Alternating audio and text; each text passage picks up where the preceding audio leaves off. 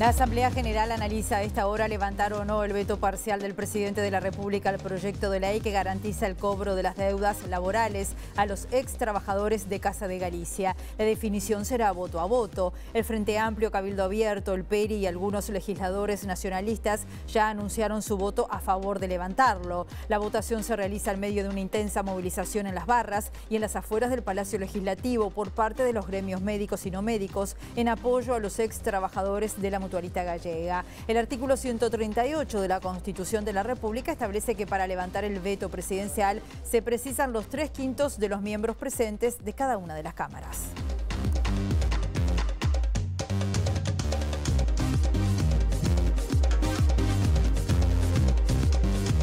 ¿Qué tal? ¿Cómo están? Bienvenidas, bienvenidos a MBD Noticias. Comenzamos con la información con 22 grados a esta hora aquí en Montevideo. En una jornada que va a seguir con el cielo nuboso, cubierto, precipitaciones, probables tormentas, neblinas y bancos de niebla. De todo hay previsto para hoy. Vientos soplando del este, sureste, entre 10 a 30 kilómetros por hora, una máxima anunciada de 24 y además tenemos alerta amarilla y naranja. Tormentas fuertes, lluvias intensas. El comienzo, bueno, ya comenzó. Sobre las 11:30 se va a estar actualizando esto a las 14:30 horas. La descripción de Inumet habla de una perturbación atmosférica asociada a masa de aire húmeda, inestable, que afecta al país, generando tormentas, algunas puntualmente fuertes. Cabe destacar que en zonas de tormentas se pueden registrar lluvias intensas en cortos periodos, ocasional caída de granizo, intensa actividad eléctrica y rachas de vientos muy fuertes, y van a seguir monitoreando la situación, dice Inumet. Las cámaras del Centro de Gestión de Movilidad de la Intendencia de Montevideo, Saldún de Rodríguez, entre Máximo Tajes y Arias, hay obras de saneamiento hasta las 19 horas. Leonor Orticú, entre Soca y Simón Bolívar, están podando hasta las 4 de la tarde. Oliverarse, entre Alejo, Rosel Ríos y Dolores Pereira y Rosel, hasta las 18 horas hay trabajo de saneamiento. Vemos los títulos que se están destacando a esta hora.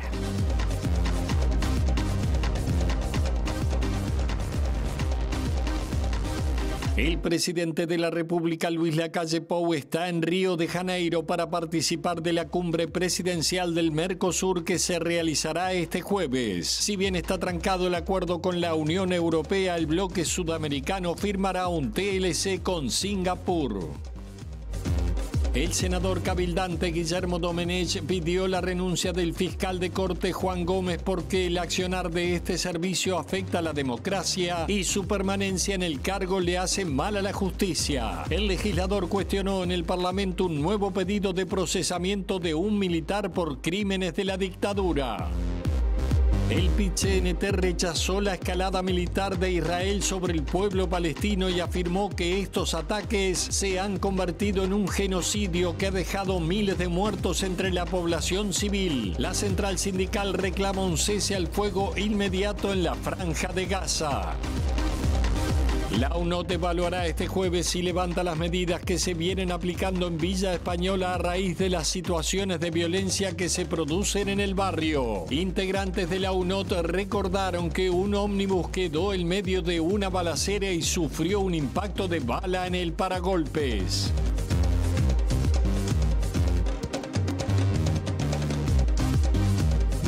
En el inicio nos vamos al Parlamento. Como decíamos en la portada, está reunida la Asamblea General. Se está analizando el veto que interpuso el gobierno a la ley que le garantizaba el cobro de adeudos a los trabajadores y trabajadoras de Casa de Galicia. Luca Veloz, buen mediodía para ti. Bienvenido, adelante. Es así, Rosina, como tú lo señalás, pasado unos minutos de las 12 se estableció el quórum en la Asamblea General para levantar el veto que impuso el Poder Ejecutivo a la ley que otorga recursos para cubrir los créditos laborales de los trabajadores de Casa de Galicia, pasado una vez que se terminó el concurso de Casa de Galicia y al cierre de la mutualista. Recordemos que se tiene que levantar por 2/3 de cada una de las cámaras para que se haga efectivo el levantamiento de este veto y quede firme la ley y los trabajadores puedan cobrar los fondos. Esto quiere decir que serían 60 diputados de los 99 y 18 de los 30 senadores. Sin embargo, como hay algún legislador que no está presente, que no ingresó a la sala, ese promedio podría bajar. Por ejemplo, en el caso de los senadores, el senador del Partido Colorado, Raúl Valle, no ingresó y por tanto no se precisarían 18, sino 17 votos en la Cámara. En la barra está presente una delegación de los trabajadores de Casa de Galicia, también de los médicos que funcionaban y trabajaban para Casa de Galicia, pero en la previa la Federación Uruguaya de la Salud hizo una manifestación en las puertas del Palacio Legislativo y su secretario general, Jorge Bermúdez, decía esto sobre el levantamiento del veto. La movilización de FUS del día de hoy, en medio de todas las inclemencias del tiempo, viene a reclamar que se levante el veto, viene a expresar su solidaridad, como siempre la ha tenido con los trabajadores de Casa de Galicia, y viene a decirle al presidente de la República que si mantiene el veto es coherente con una política económica que ha llevado el hambre, la miseria y la desocupación a las grandes mayorías populares. No levantar el veto es guardar plata, porque el gobierno lo que tiene que hacer es cumplir con una promesa electoral. Ellos dijeron, vamos a bajar el déficit fiscal, y hoy el déficit fiscal es más alto que en el último año de gobierno del Frente Amplio. Por lo tanto, lo que ellos hagan, bueno, sería parte de esa política y nosotros, por supuesto, la combatiremos. El trabajo y la remuneración de los trabajadores. En este momento está haciendo uso de la palabra el senador Domenech. De hecho, acaba de terminar una intervención de 15 minutos, tiene cada uno de los legisladores. La idea es terminar antes de las 4 de la tarde con esta sesión, porque la Cámara de Diputados tiene también asuntos para tratar en su sesión ordinaria. De todas maneras, quien comenzó con el uso de la palabra y con la argumentación fue el senador Daniel Cayani del Frente Amplio, quien dijo que durante los sucesivos gobiernos democráticos se han levantado vetos desde los diferentes presidentes y que es ajustado de derecho que los trabajadores de Casa de Galicia puedan cobrar estos créditos. Esto señalaba. Una ley que tuvo mayorías políticas y sociales muy importantes. Algunos parlamentarios han dicho públicamente que ellos, por un tema filosófico, no podrían levantar un veto que hizo el presidente de su partido. Y yo quiero recordarles a todos los parlamentarios y parlamentarias que desde que por lo menos existe la modificación en la Constitución de la República que estableció mayorías especialísimas para levantar el veto de alguna ley que el Poder Ejecutivo envió a la Asamblea General, todos los partidos políticos y las bancadas parlamentarias hemos levantado vetos de nuestro presidente. Para empezar, los del Frente Amplio. Siempre lo que terminó tratando de establecerse en este tipo de discusiones es el criterio de justicia. Y creo que hoy los parlamentarios y parlamentarias que estamos aquí tenemos que ver qué es lo más justo para el Uruguay y sobre todo permitirle a los trabajadores de Casa de Galicia que están en las barras que este diciembre puedan levantar las copas y puedan ser un poquito más justos con todos sus adeudos. La diferencia está, o la duda está, en los legisladores del Partido Nacional que puedan acompañar este levantamiento de veto. De hecho, el senador Sergio Botana, fue uno de los que argumentó a favor del levantamiento de veto y de que los trabajadores cobren los créditos, porque dijo que no se los puede tratar de otra manera, que Casa de Galicia ha sido tratado como cualquier empresa y por tanto los trabajadores merecen cobrar, unos trabajadores que además fueron homenajeados acá durante la pandemia por su labor y por cuidar a las personas durante la pandemia. En este momento está haciendo uso de la palabra Pedro Gidoñán del Partido Nacional. Veremos hasta cuándo sigue esta sesión y en el central tendremos el reporte final sobre lo que pasa aquí. Así será, Luca. Muchas gracias por tu trabajo. En el Central, en la edición central, vamos a desarrollar todo esto. En otro orden, el senador de Cabildo Abierto, Guillermo Domenech, pidió la renuncia del fiscal de Corte, Juan Gómez, porque el accionar de este servicio afecta a la democracia y su permanencia en el cargo. Le hace mal a la justicia. Dijo además que la Fiscalía está en una deriva peligrosa de persecución de grupos militares y criticó el pedido de procesamiento del coronel Arquímedes Cabrera. La Fiscalía General de la Nación en una deriva que nosotros encontramos muy peligrosa, porque a nuestro juicio se está juzgando inconstitucionalmente a un grupo profesional con ánimo de venganza, como lo ha reconocido la exministra Azucena Berruti en una conocida obra y como lo ha dicho incluso el señor José Mujica. Está transitando por el camino de la persecución a un grupo militar. Presumimos que por presumir, a su vez, una posición política. Y lo cierto es que no solo se daña a una institución que fue fundada por el general Artigas, sino que lo que fundamentalmente se está dañando es el prestigio de la justicia. Yo creo que el sistema político ha permanecido de alguna forma impasible frente a las irregularidades que se están cometiendo en ese servicio descentralizado. Y yo creo que desde esta banca y con toda humildad le pido al doctor Gómez que renuncie por él, que renuncie por la justicia, que renuncie por la Fiscalía General de la Nación y por el prestigio que merece la democracia. El presidente de la República, Luis Lacalle Pou, ya se encuentra en Río de Janeiro para participar de la cumbre presidencial del Mercosur que se va a realizar este jueves y que comenzó esta mañana con la reunión de cancilleres y ministros de Economía. Está previsto que se anuncie la firma de un tratado de libre comercio con Singapur, pero no con la Unión Europea.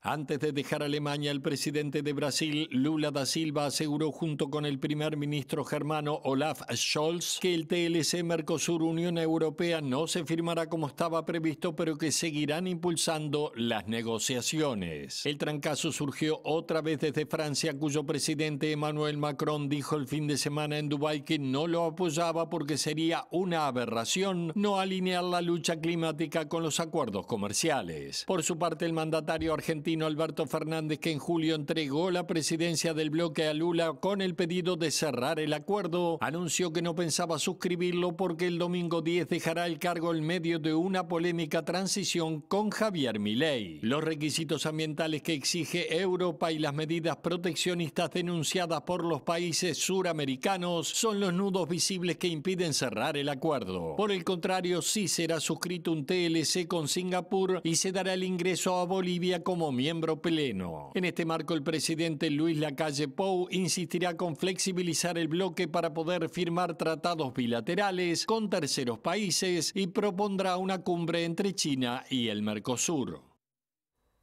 Surgen noticias en el ámbito educativo. Nos vamos al Codicen. Allí está nuestro periodista Eduardo Delgado. Buen mediodía, Eduardo. ¿Cómo estás? Bienvenido.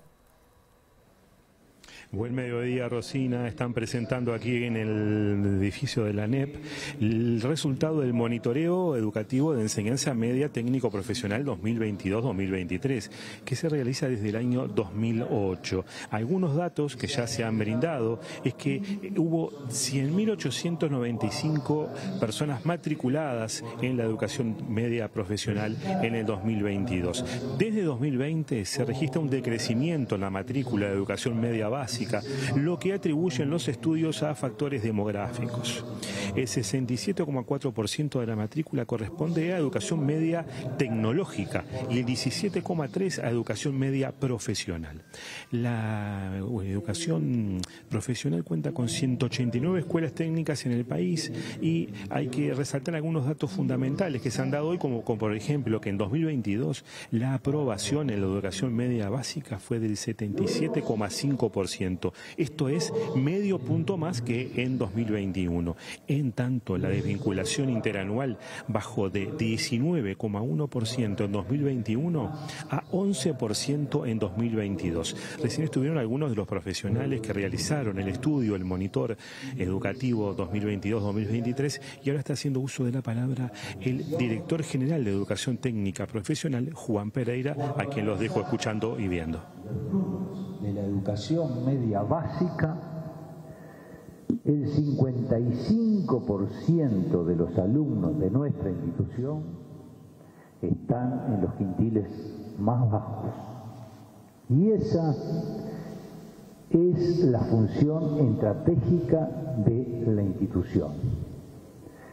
Atender, pero atender con calidad, atender con jerarquía esa población que es la que más necesita.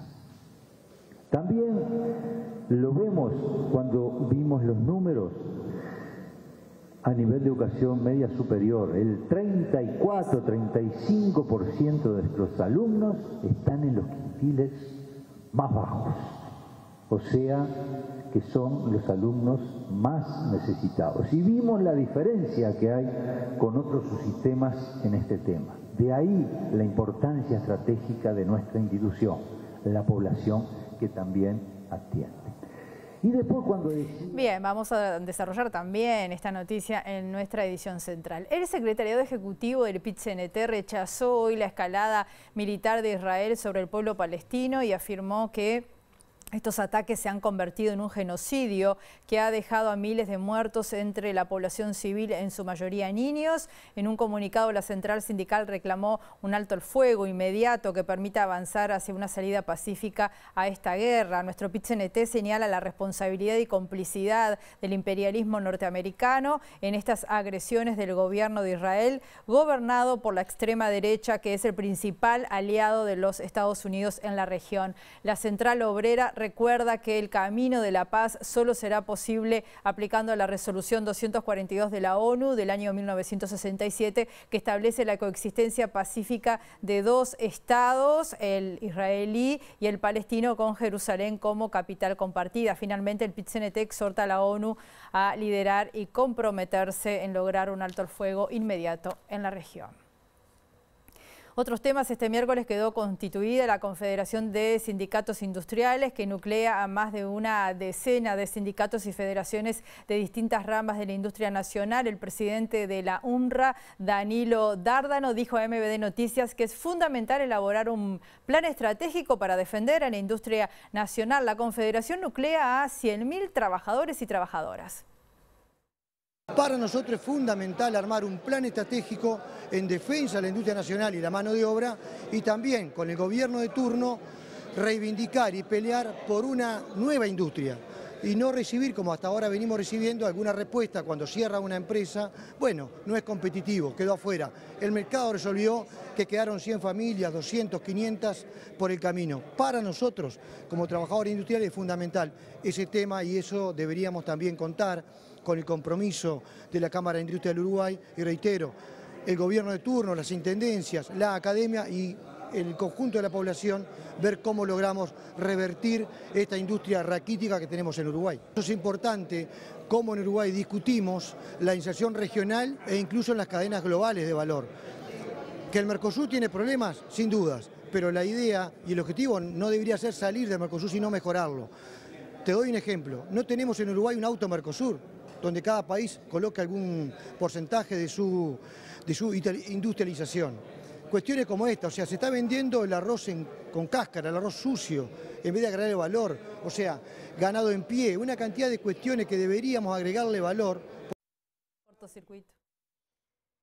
A 2 meses de iniciada la campaña para plebiscitar en 2024 la reforma de la seguridad social aprobada por el oficialismo en el Parlamento, el presidente del PIT-CNT, Marcelo Abdala, auguró que al ritmo de firmas recibidas se alcanzarán las necesarias antes de la fecha prevista.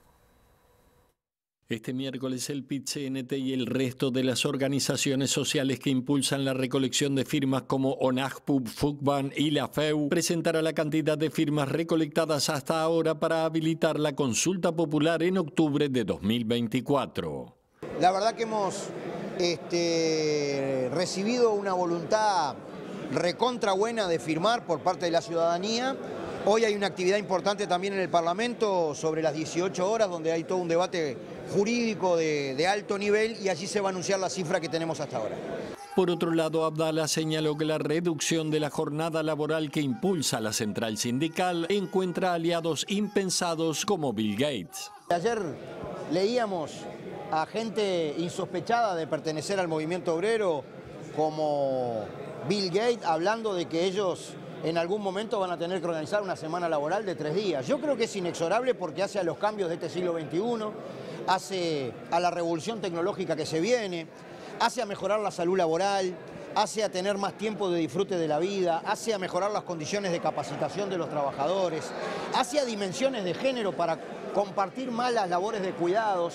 Yo creo que es inexorable. Y la presentación de la cantidad de firmas recolectadas hasta ahora se va a realizar en el marco de un conversatorio sobre seguridad social que va a contar con la participación de los abogados Valeria España, Juan Cereta y Michelle Digmarch. El evento va a comenzar a las 18:30 horas en el Salón de los Pasos Perdidos del Parlamento. Otros temas: la UNOT va a evaluar mañana si levanta o no las medidas que se están aplicando en Villa Española a raíz de las situaciones de violencia que se están produciendo allí en el barrio, que incluye el desvío de las líneas 306 y 79. Matías Costa, que es integrante de la UNOT, dijo que esta situación también se produce en otros barrios y recordó que en Villa Española un coche quedó en medio de una balacera y sufrió un impacto de bala en el paragolpes. La UNOT lo está observando con preocupación, como en varios barrios que ya ha pasado. O sea, no es que sea algo solo de Villa Española esto. Es una situación que pasa en Montevideo, en muchos puntos de Montevideo. Ahora tocó específicamente en este barrio y bueno, estamos tratando de buscar las soluciones. Ayer hubo una reunión con el Ministerio del Interior, presentó una propuesta. Ahora a las 13 tenemos una reunión con el directorio de Ducot. Vamos a escuchar a ver qué es lo que nos presentan y mañana se reúne la mesa sindical y bueno, de ahí evaluaremos si levantamos la medida o no, o continuamos. Lo que aplicamos nosotros fue hacer un desvío por el barrio. Se desvían 4 cuadras del barrio y vuelve después a su ruta normal. Nosotros estamos entrando, lo único que hacemos nosotros es desviar del tramo de Corrales hasta Tomás Claramú, pero nosotros en el barrio entramos, o sea, por el corazón del barrio estamos. Es más, la 79 está entrando mismo al barrio, todo por el barrio está entrando. El diputado Eduardo Luz presentó su nuevo partido constitucional ambientalista que se va a sumar a la oferta electoral hacia las elecciones nacionales. Para Luz, el problema del mundo es ambiental y criticó la gestión del Ministerio de Ambiente que no tiene recursos. Los derrames de UPM nos enteramos por un paisano. Claro. Usted es crítico con el trabajo que está haciendo el Ministerio de Ambiente. Sí, claro. Porque el Ministerio de Ambiente no es que como personas son extraordinarias, como seres humanos son buena gente. Pero no tienen recursos. Entonces siempre son los vecinos los que denuncian. Luz dijo que le hizo un favor a Cabildo Abierto al dejar el partido por el modo de conducción de Manini Ríos. Según Luz, Cabildo es un proyecto personal y verticalista que no está preparado para la diversidad de sectores y donde la autoridad de Manini es casi indiscutible. Manini tiene un proyecto que es personal de él. Además lo dijo después, esto lo creyó, lo inventé yo, etc. No lo había dicho, pero es así. Y él tiene una idea de gobierno que es legítima, entonces no puede tener dentro de sus filas, entre comillas, una persona que cada 4 palabras que él diga, yo digo, mire, yo esto hace 25 años que digo lo contrario, yo no voy a cambiar. Es un partido que se ha volcado, que podía tener cierta explicación, pero que no aparecía así en principio, muy hacia la derecha. No estaba preparado para tener sectores internos. Entonces, sobre la marcha tuvo que adaptarse a que aparecieran sectores. Pero cuando aparecen los sectores, si bien en la letra chica, como dicen, ¿no? El sector es admitido, en los hechos tiene dificultades.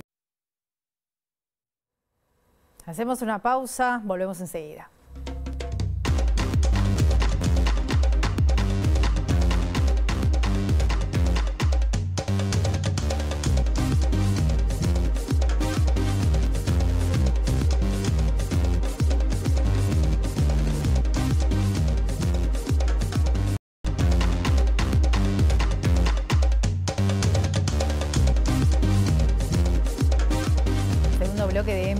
Noticias, continuamos con la información con 22 grados a esta hora aquí en Montevideo. Y se realizó en el espacio Las Pioneras un conversatorio sobre violencia de género, violencia generacional y cómo construir vínculos socioafectivos libres de violencia en adolescentes. Diversos colectivos intercambiaron allí sus ideas, teniendo como eje también las corporalidades y las relaciones con la discriminación. Está como muy presente el tema de los estereotipos, el tema de las violencias, no solamente la violencia basada en género, sino que bueno, todo lo que es la violencia en la comunidad, la violencia entre pares. Venimos trabajando también lo que son todo el espectro de violencia sexual también, ¿no? Que genera un gran impacto en las adolescentes mujeres y bueno, y toda esta doble vulnerabilidad, ¿no? Que al ser mujer, adolescente y también de contextos vulnerables siempre es mucho más difícil, ¿no? El acceso a la justicia. Colectiva La Mondonga es una colectiva que estamos activando desde el 2019, es una colectiva transfeminista y trabajamos justamente esto de diversidad corporal y sobre todo activando contra el gordodio y la gordofobia, que en realidad son sinónimos. Y el gordofobia y la gordofobia son violencias que se ejercen a las personas por el hecho de ser gordas,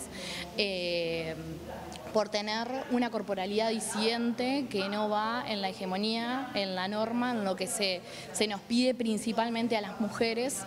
Entonces somos violentadas. Entonces lo que se activa es, bueno, el derecho a existir y a ser, a pesar de la corporalidad que tengas o la que elijas tener, poder vivir en libertad, sin violencia y accediendo a todos los espacios de la vida pública y a todos los derechos.